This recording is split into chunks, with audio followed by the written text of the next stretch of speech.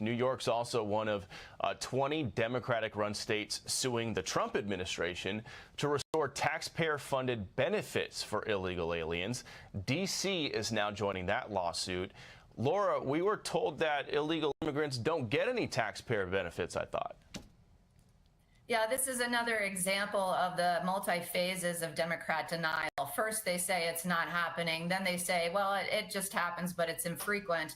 Then they say, well, it's a good thing that it's happening. And then finally, they demand that you implement what they denied was happening. So these leaders who are suing the administration are ignoring their American constituents who voted against having their taxpayer dollars go to illegal aliens. Americans need to be prioritized. American tax dollars need to go to Americans. And so these lawsuits are egregious, and we really need to start putting Americans first. And for the viewers at home who may not be aware, what are some of the taxpayer-funded services that illegal immigrants get in some of these sanctuary jurisdictions?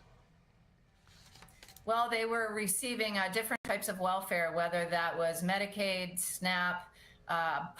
It goes to all sorts of daily activities, public education, healthcare, housing, you name it.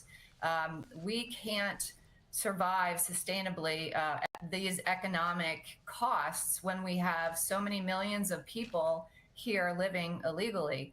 We need to keep American tax dollars going to Americans. Yeah, and here in California, the state had, I think, more than a $6 billion cost overrun providing health insurance for illegal immigrants, free health insurance. Another topic, a second federal court has now blocked President Trump's birthright citizenship order. It kind of gets lost in the weeds. It feels like there's a different, federal court ruling every single day.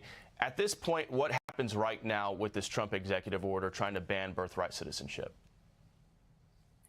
Well, the merits question versus the nationwide injunction question, which already went to the Supreme Court. Now the merits question will go to the Supreme Court. And frankly, Trump's executive order was scoped on safe ground. He says to receive U.S. citizenship, you must have a parent who's either a lawful permanent resident or a U.S. citizen. That is consistent with the limited case law that we have, consistent with the limited legislative and congressional history that we have. And it's also consistent with the majority of the rest of the world. And it is common sense.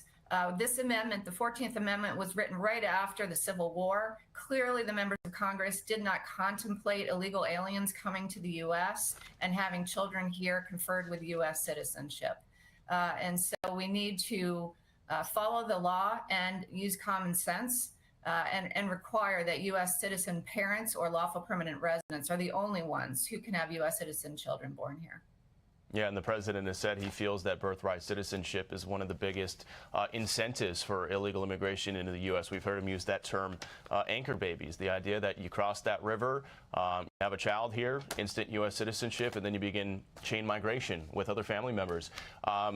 30 seconds, final word to you before we go. Right. Not only is it clearly a draw, an entire industry, a birth tourism industry has developed over this very issue, where pregnant women will time coming to the U.S. to give birth here because they know the wrong interpretation the past many decades has been that that child is then conferred U.S. citizenship. It is a glaring exploitation of our Constitution and our very generous immigration system, and we need to bring sanity back to our immigration system so it's lawful and orderly and manageable.